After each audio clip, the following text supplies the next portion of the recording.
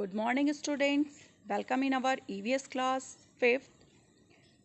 And today we are going to start our next chapter, chapter 5, Seeds and Seeds. Okay.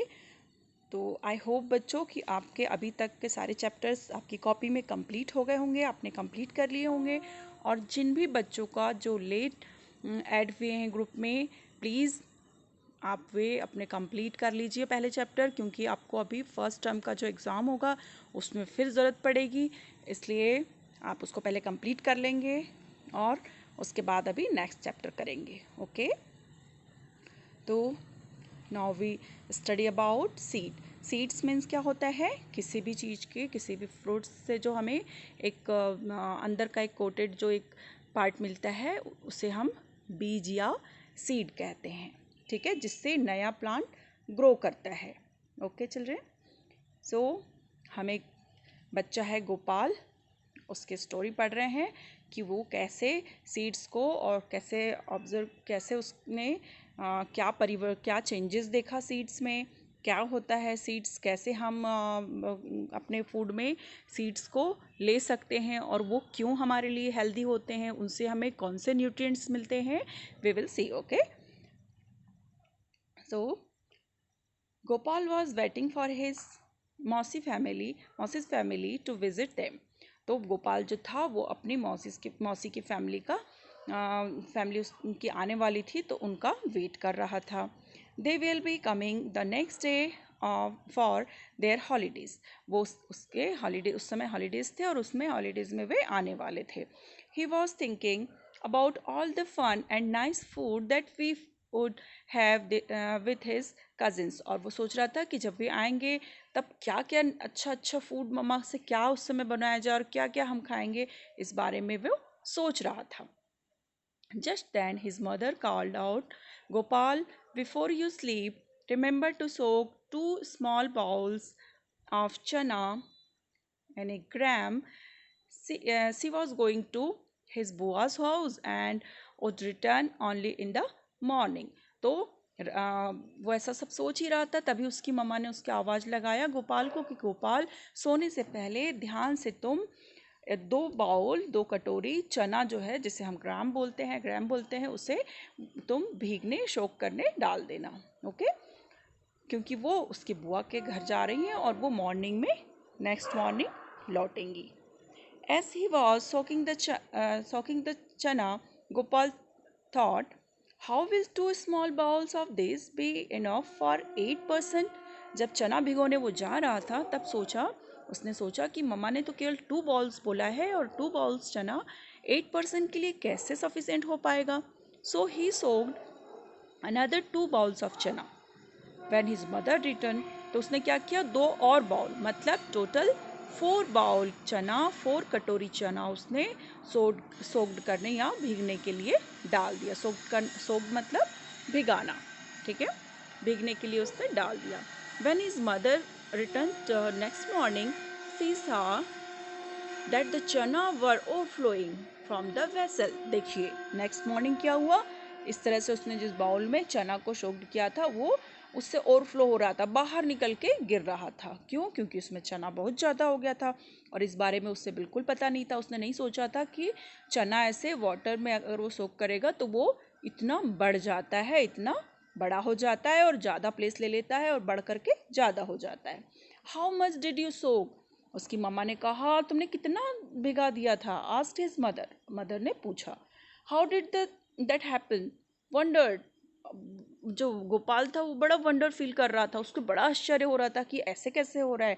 आप सब भी अपने घर 1 बाउल, 1 कटोरी चना भिगा कर देखेंगे कि उसमें क्या चेंजेस हो रहे हैं, वो कितना भिगाते समय कितना हो रहा है, सोक्ड किया आपने तब कितना है, और नेक्स्ट डे मॉर्निंग में वो कितना हो जाता है। ठीक है बच्चों, यू सोक टू मच, तुमने बहुत ज़्यादा सोक्ड कर दिया, भिगा दिया, ऐसा उसकी मम्मा ने कहा।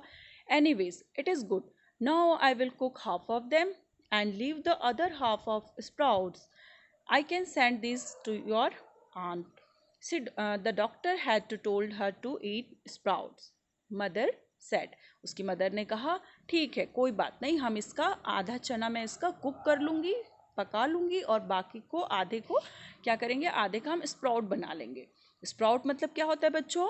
स्प्राउट मतलब जब चने को भिगोया जाता है, उसे सोक्ड किया जाता है और नेक्स्ट डे हम उसे वाटर से अलग कर देते हैं, अलग उसे गीले कपड़े में लपेट के रख देते हैं, तब उसमें से अंकुरण होने लगता है ना, प्लांट्स निकलने लगते हैं जिन्हें हम स्प्राउट्स कहते हैं।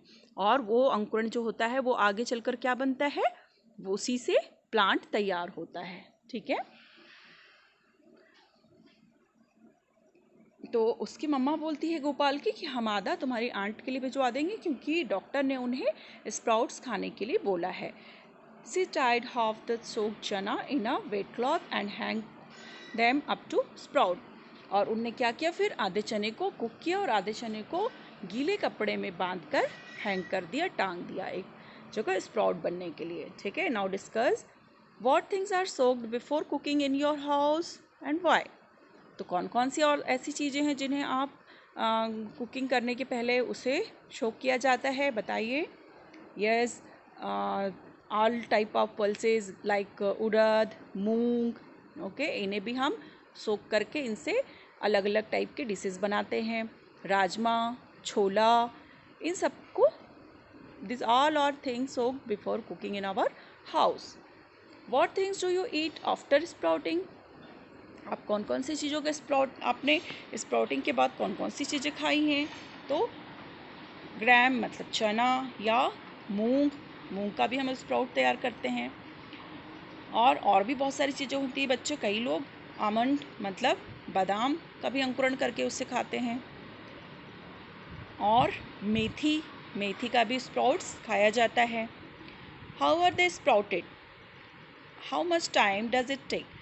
तो क्या होता है, कैसे स्प्राउट्स होते हैं, उनमें कैसे स्प्राउट्स आते हैं, ये एक ह्यूमिडिटी के कारण उसमें वाटर में सोक करते हैं और फिर थोड़ा सा उसे जब पैक कर रखते हैं तो due to humidity it's soaked. Okay, how much time they take, 2 or 3 days.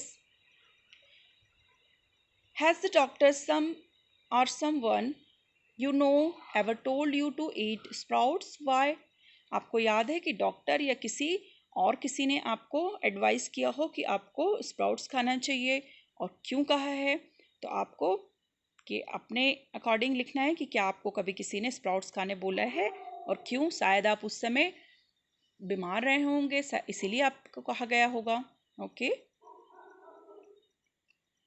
तो बच्चों ये एक एक्टिविटी है आपके लिए कि आपको भी क्या करना है, अपने घर में थोड़ा सा चना लेकर, एक बाउल में चना लेकर उसे भिगोने डालना है, सोक करना है नाइट में, और फिर उसे निकाल कर एक वेट क्लॉथ में लपेट के रखना है और इस तरह से ये स्प्राउट्स तैयार करना है। जब आपके स्प्राउट्स तैयार हो जाएं तो आप उसका पिक्चर हमारे ग्रुप में ज़रूर डालिएगा। ओके,